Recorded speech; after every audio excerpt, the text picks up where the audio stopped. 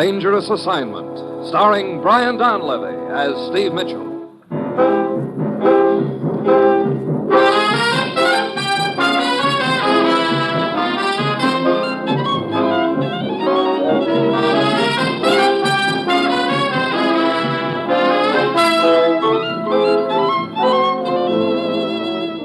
Yeah, danger is my assignment. I get sent to a lot of places I can't even pronounce. They all spell the same thing, though, trouble. But when I walk into the commissioner's office, I don't realize this assignment's going to wind up with me depending for my life on the only weapon I've got, a mighty powder puff.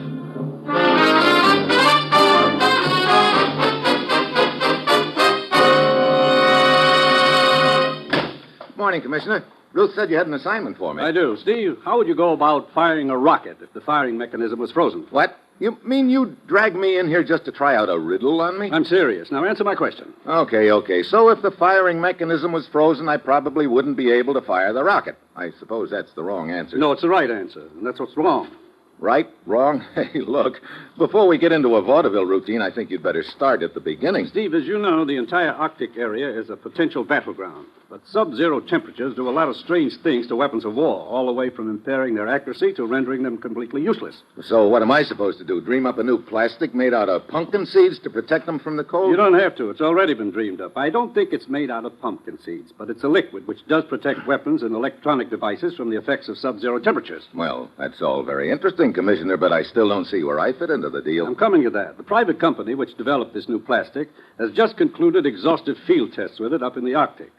They learned under actual conditions just how much of this liquid is to be used, how it's applied, and how it affects the accuracy of the weapons. In short, they found out a lot of pretty important information. Vital information, Steve. Their field representative, a man named Holcomb, wrote up a complete report on it for the Western Hemisphere Defense Meeting, which is slated to be held in Quebec, Canada, tomorrow. Oh, I get it. You want me to go up to Quebec and bodyguard this guy Holcomb? I'm afraid it's a little too late for that. Last night, on a side street in Quebec, they found Holcomb's body. He was quite dead. What? And the report was missing. It's vital we get it back. Any contacts in Quebec who might be able to help me? One, Jack Manville, head of research for the plastic company. He's waiting for you in Quebec right now. Now, Steve, get up there, talk to Manville, and go anywhere and do anything that's necessary to find that report. Well, that's it. You've got your assignment. Good luck.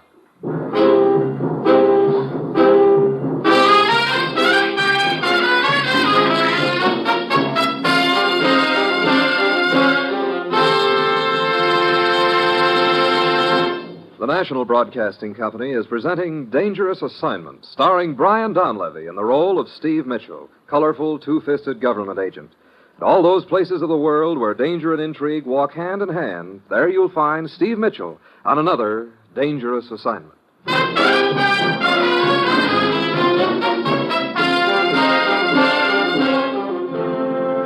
Sure, I've got my assignment. Just a simple matter of flying to Canada to find a missing report containing secret information about Arctic warfare. The only hitch is whoever's got the report is already killed to get it, and it's a cinch he'll kill to keep it. All of which means happy times ahead for lucky me. Well, it's Thursday when my plane lands in Quebec. Jack Manville of the plastic company is waiting for me at the airport, and he hustles me into his car. Looks like a real nasty mess, Mitchell. Yeah. How much do you know about it, Manville? Not very much, I'm afraid. Holcomb went up to the Arctic and made the tests. Brought a report back to present at the defense meeting. Last night they found his body, and the report's missing. You're head of research for the company, aren't you? Yes, that's right. But you didn't make the trip up north with Holcomb? Oh, I couldn't get away. But I told him to wire me when he got back here to Quebec, and he did, so I flew up here to meet him. Looks like I got here too late. Holcomb was the best friend I had, Mitchell. Yeah. You know, that report he had, I suppose you know it's worth a lot of money. Money? Yeah. I'm sure that certain interests would pay a big pile to get their hands on it, and wouldn't be too particular what else they had to do to get it. Well, my job's developing plastics. I'm afraid I'm not up on the international aspects of it. Sure. You happen to know if Holcomb was alone here in Quebec? No, his secretary, Phyllis Baxter, was waiting for him here. Oh, then I guess we'd better talk to her. See if she can give us any additional information. I thought you'd want to talk to her. That's where we're heading now. Oh, good. You know her pretty well? Just slightly. Why? She pretty trustworthy? Sure, as far as I know. No, this is her apartment house here. When did Holcomb arrive in Quebec? Day before yesterday. And he was killed last night. Well, that means he was in town about 24 hours. Yeah, go ahead. I didn't get in until this morning. The way things turned out, I sure wish I'd gotten here sooner. When did Phyllis Baxter arrive, do you know? Several days ago, I think. This is her apartment. Looking for Miss Baxter? Hey? Yeah, I am. Afraid you're a little too late. What do you mean? I'm Mrs. Gaines, the manager here. Miss Baxter moved out last night. What? You know where she went? Well, she didn't say. Left in sort of a hurry. Oh, great. Where could she have gone, Mitchell? I don't know where, but I've got a pretty good idea why. Mrs. Gaines, have you had her apartment cleaned up yet? Oh, no. Haven't had time. Well, I'd like to have a look inside, maybe get some kind of a lead. Uh-huh. You a policeman or something? Or something. Here are my credentials. Mm-hmm. I see. All right. Well, there you are. Help yourself. I'll be down the hall if you need me. Thanks. Come on, Manville. Right. Mitchell, I can't believe Phyllis could be involved in this thing. Oh? Why can't you, Manville? Well, it just doesn't seem like her. She's always been... Wait a minute. What is it? Some ashes here in the fireplace. Yeah. A couple of pieces of charred paper. You think that could be the missing report? It might be. I don't understand. If Phyllis did steal the report, why should she destroy it? Because she was through with it? Through with it? Well, look, man, she couldn't memorize a report like that. That's not what I mean. Let's see. Not in the room anywhere. Let's try the closet. No, nothing but a few empty hat boxes and... Hey, wait a minute. Yeah, here we are. A couple of white enamel pans, a bottle of hypo solution. That's photographic equipment. Yeah, there's your answer, Manville. She knew that report was too bulky to carry, so she transferred it to microfilm. Where are you going? Down to police headquarters. Somehow I still can't believe it. She had anything to do with this. Look, what kind of a description of her can you give me? Well, she was blonde, about medium height, maybe 5'4", blue eyes. Pretty, but I guess that's about it. Well, that isn't much help. I know it's pretty general, but it's the best I can do. You want me to give you a lift to police headquarters? No, thanks. I want to talk to the manager here again. All right, you call me if I can give any more help, will you? I will. Mrs. Gaines, Yes? I'd like a little more information from you about Phyllis Baxter. Well, afraid I can't help you much there. She was only here for a few days. Did she have any visitors? I wouldn't know. She came and went mostly by night. Well, I guess my chances aren't too good. Trying to find a blonde girl with blue eyes, there's probably several thousand like that right here in Quebec. Well, one thing's sure, you'll never find Phyllis Baxter if you're looking for a blonde girl with blue eyes. What do you mean by that? Oh, she was a brunette with dark eyes. What? But, Manville, just talk... Hey, wait a minute. Maybe you'd better describe Phyllis to me. Well, as I said, she was a brunette. Rather tall girl, quite beautiful. She always used a great deal of makeup, as I remember. Mascara and heavy lipstick. I see. But thanks, Mrs. Gaines. Thanks a lot.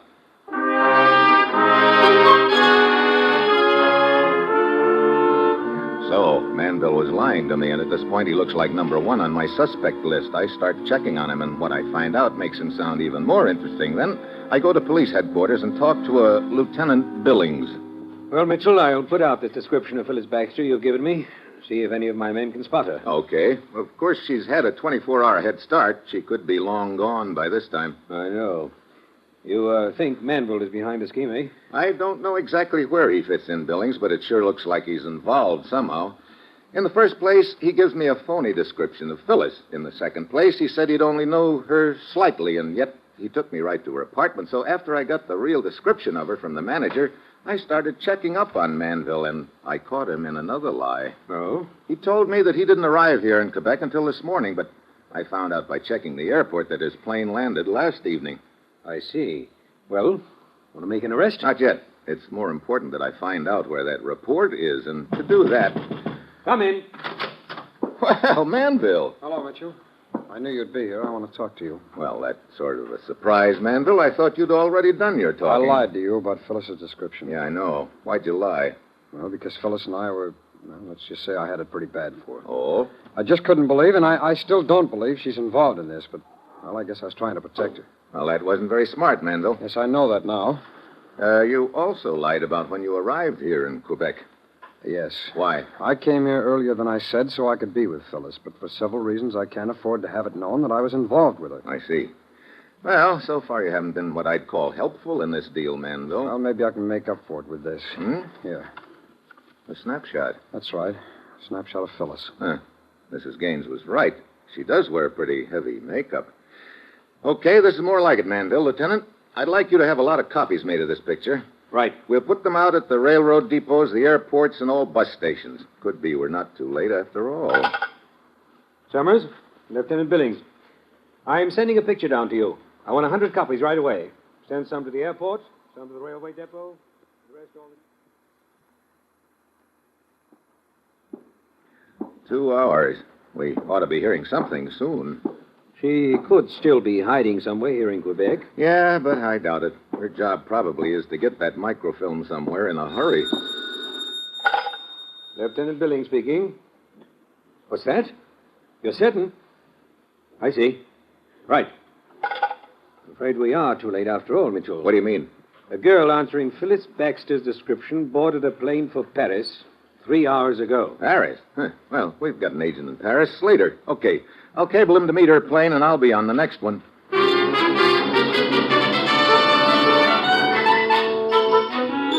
15 hours later, I'm in Paris, but Slater isn't at the airport. I start walking towards the taxi stand, and then I spot a little guy hurrying after me. Mr. Mitchell. Mr. Mitchell. Huh? Mr. Slater asked me to meet your plane. I recognize you from the description he gave me. I am Jacques Duval, European representative for the plastic company. Oh, where is Slater? At the railroad depot. He wants you to come there immediately. What's he doing at the railroad depot? Didn't he grab Phyllis here at the airport? She was not on the plane. What? Oh, great. Don't tell me they made a mistake back in Quebec. Come, I will take you to Slater.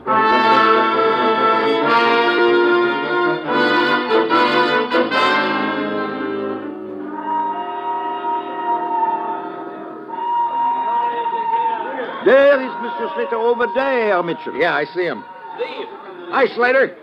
Well, what's the deal? Merry-go-round, you mean? I got your cable and met the plane all right, but when it landed, no Phyllis.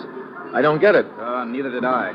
So I made a quick check and found out the plane landed in Ireland first. She must have gotten off there. She did get off there, Steve. I found that out, too. But from there, according to what I could piece together, she grabbed the plane for London, then a boat across the channel, and the boat train here to Paris. That is the boat train just arriving over there now. Boy, she's sure trying to cover her tracks. That was good work, Slater. Hey, wait, look. That's Phyllis who just got off. Come on. Hey, she looks like she's trying for that other train standing there. Yeah, what train is that, Duval? The Orient Express. Its final destination is Istanbul. Hey, wait a minute. Where'd she go? She must have popped into one of those compartments. No. Oh, there she is. She came out again. Hey, not so loud. Look, she heard us. She's taking off through the crowd. Oh, I'm sorry, Mitchell. I did not realize how... Okay.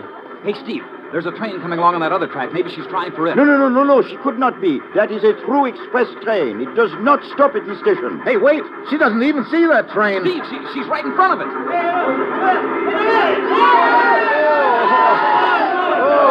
Come on. Let us through, please. One side, please.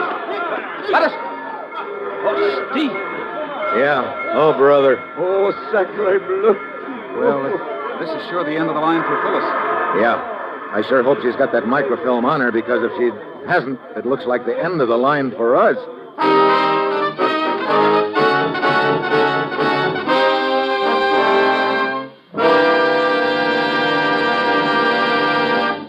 You are listening to Dangerous Assignment, starring Brian Donlevy as Steve Mitchell.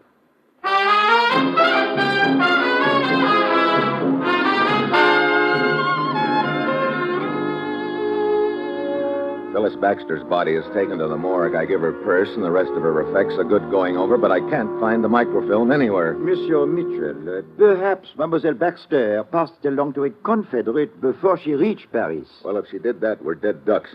But that doesn't add up either, Duval. If she'd already passed it along, why'd she go to so much trouble to cover her tracks on the way to Paris?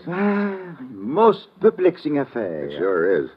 If I could only get a line on who her contact might be. Hey, look, you're the European representative for the plastics company. Has anybody approached you recently trying to get information about this new plastic? No. As a matter of fact, the development of the new plastic was kept such a secret that even I did not know of its existence until after the report was stolen. Well, it sure looks like we're up against the proverbial stone wall. That microfilm wasn't in any of her clothes, and it wasn't in her purse. Hey, incidentally, there was something else that wasn't in her purse either, and it bothers me. Oh? Steve. What do you mean? What is it, Slater? Just got a code message from our agent in Istanbul. Yeah? According to the scuttlebutt there, the microfilm's been placed on the open market for sale to the highest bidder. What? But the microfilm couldn't have gotten to Istanbul yet. Who put it up for sale? He doesn't know. And whoever it is must be pretty sure it's on the way. Hey, wait a minute.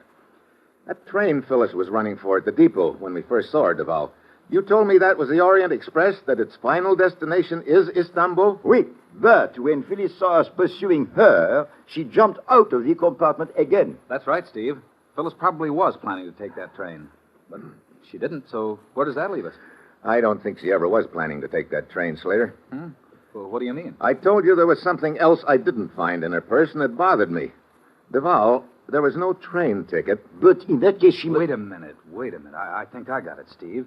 You figure Phyllis jumped aboard the train just long enough to pass the film along to someone in that compartment, huh? Yeah. Hey, what compartment was that, anyway? Let's see now. Third compartment from the front, I believe. Yeah, in the second car.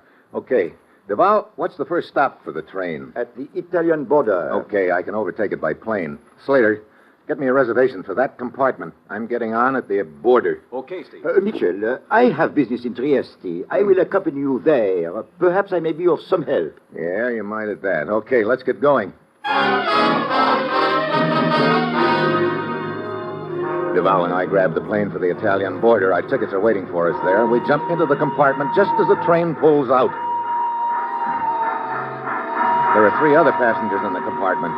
Sitting across from me, holding a few assorted travel folders in her hand, is a freshly scrubbed-looking girl with Holland written all over her, and the kind of complexion that lipstick and powder would be an insult to.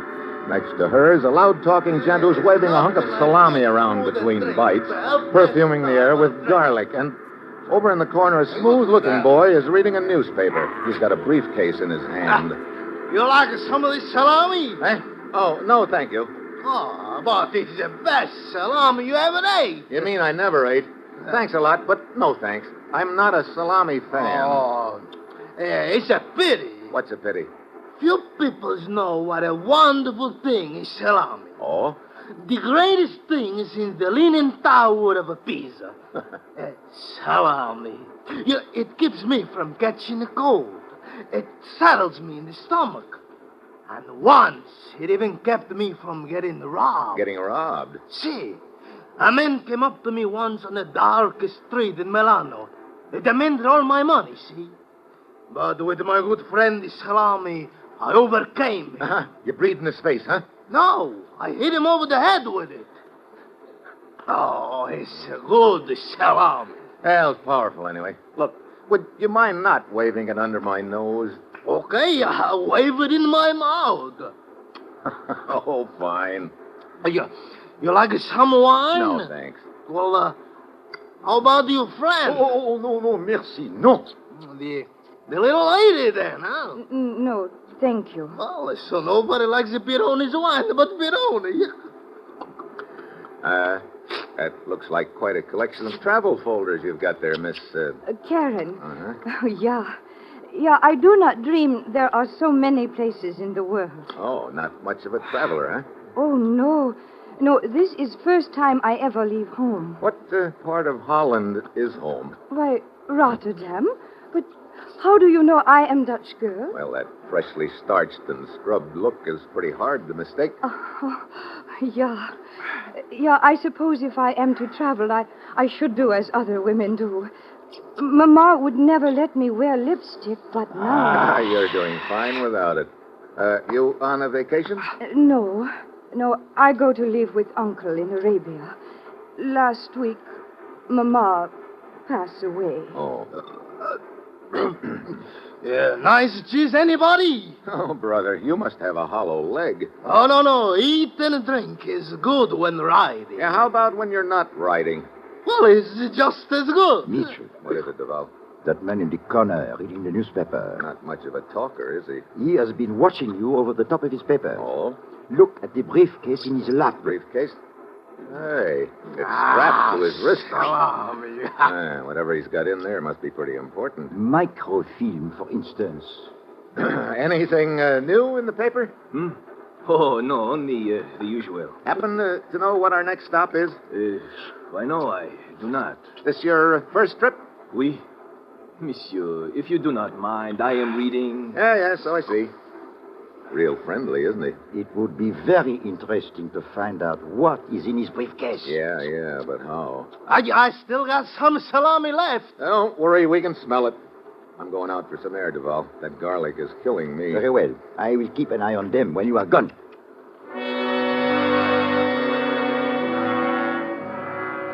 I go out on the platform between the cars. It's dark. I light up a cigarette, and then I hear the door open behind me. I start to turn around, but just then something hard connects with the back of my head. I hit the floor, stunned. I fight my way to my hands and knees, and then I feel a rush of air. The outside door has been opened. I feel somebody dragging me towards it. I try to hold back, but I'm still groggy. A final shove, and I slide out the door, but just as I do, I manage to grab the handrail. I'm swinging loose now, hanging on by one hand. Then somebody's foot starts kicking at my hand. I can't hold on much longer. Suddenly, the kicking stops. I hear running steps. Then I'm being hauled back up on the platform. Here, up with you. What? Oh, the conductor. I heard the commotion and found you hanging by one hand. You spot the guy who tried to ease me out? I saw someone leaving as I approached, but it was too dark to tell who it was. I see. Okay, thanks for the lift, Buster.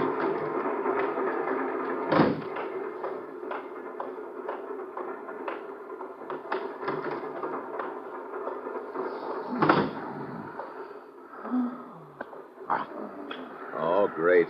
My watchdog. Duval. Duval. Monsieur. Yeah, Mitchell. Your hand. It is bleeding. Here, I got plenty wine. Pour some over it. What happened, Mitchell? Hey, where's the guy with the briefcase? Well, he left the compartment right after you did. Oh, great help you are, Duval. Oh, I am sorry, Mitchell. I guess the air in here made me drowsy. Oh, here, I have handkerchief in my purse. I will bandage your hand with it. Oh, Okay, thanks, Karen. Yeah. There you are. How about you, Peroni? What about the Ferrari? Did you leave the compartment? Oh, me? No. I've been busy eating. Trieste. Hey, where are you going? Oh, I get off at Trieste, but I leave you the rest with the salami. It's very good. Mr. Mitchell, this Peroni, What about him, Karen? well, he lied to you. He did leave the compartment after you did. What? Yeah.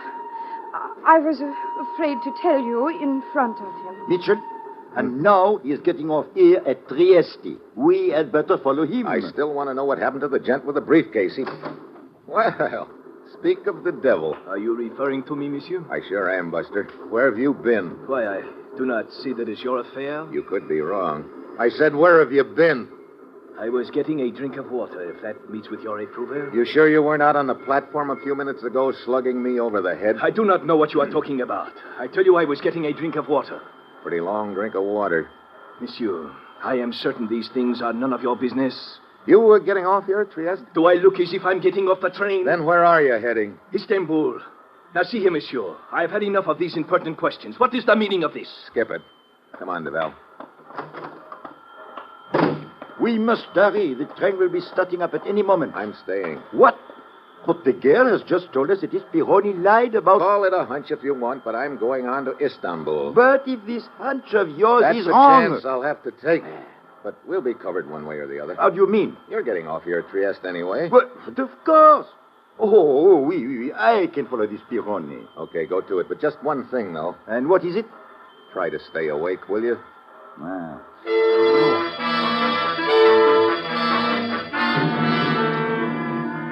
Duval scurries off the train after the salami kid, and I settle back in the compartment. The rest of the way to Istanbul, I keep my eye on the gent with the briefcase. He divides his time between reading his newspaper, taking a few naps, giving me an occasional nasty glance, and making a few mild pitches at Karen, who, in her wide-eyed way, seems thoroughly flattered by the attention. Finally, we arrive at Istanbul. Karen heads for a hotel, and the guy is close on her heels. I follow them into the bar and take a table near the corner where I can keep my eye on him. Then, after a while, he gets up. I follow suit, but much to my surprise, he heads for my table.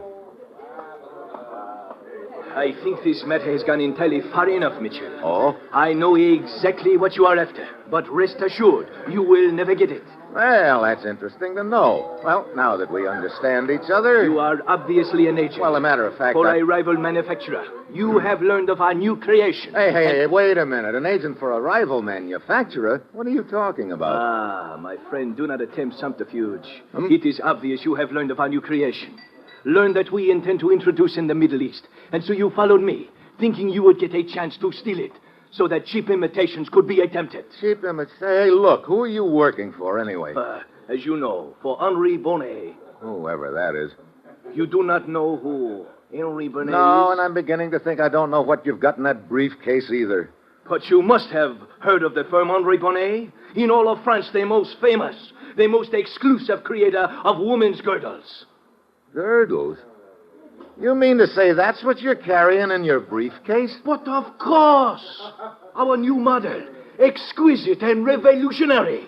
Not a two-way, not a three-way, but a four-way stretch. Oh, great. A girdle salesman yet. That does it. Hey, wait a minute. What is the matter? I just remembered something I noticed on the train. It didn't make sense until right now.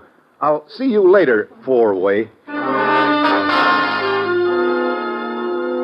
I spot Karen just as she's easing out of the bar. I follow her upstairs and catch up with her just as she's entering her room. What? Mr. Mitchell? Yeah, Mr. Mitchell. Look, let's go inside. I want to talk to you. Oh, but I... Come on, inside. What is the meaning of this? I think the meaning of it is in your purse. Let's have it. No, let go. But thanks. Now we'll take a look. I will call the police. I don't think so. Ought to be here somewhere. Yeah, here it is. A compact. Yeah, but of course. What is so strange about a woman's compact? Nothing, except when it's carried by a woman who doesn't wear any makeup. Oh. I spotted it in your purse when you bandaged my hand with your handkerchief, but it didn't register until now. No, you don't wear any makeup, Karen. But Phyllis Baxter did. She passed this compact to you at the depot in Paris. No, that is not true. Oh, save the pretense, my dear. What? Yes, I will take the compact, Mitchell. Well, what do you know, my friend Duval? What'd you do, fly here from Trieste? Precisely. It's been you and Karen right from the start, huh? Kill him, Duval. Oh, presently. The compact, Mitchell. Give it to me at once. You're the boy who slugged me on the train pretending to be asleep in the compartment was a good cover for you. Then Karen tried to throw suspicion on Peroni, eh? Mitchell. But I knew it wasn't him. If it had been, I'd have gotten a whiff of that garlic on the platform. Mitchell, I will not ask you again. Give me that compact. You know, hiding the microfilm in this compact's a good gag. Where have you got it? Inside this powder puff? For your information, it is behind the mirror. Now. Okay, you want the compact, but wouldn't you like some powder instead? You can't shoot when you can't see, bud. Sorry, you're not leaving, Karen. Let me go. Sit down. No. I said sit down. You. Temper. You know, you and Duval had a pretty neat scheme, Rig. And if you'd been wearing any makeup, I probably never would have tumbled to the compact gag. Oh. Yep. I guess you might say that would have put an entirely different complexion on the matter.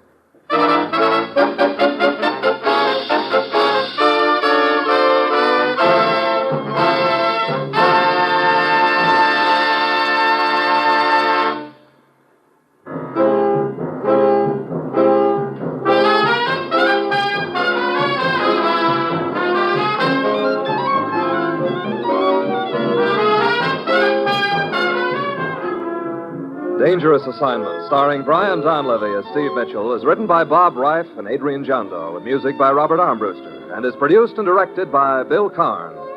Be with us again next week at this same time when Brian Donlevy, starring in the role of Steve Mitchell, will embark on another dangerous assignment.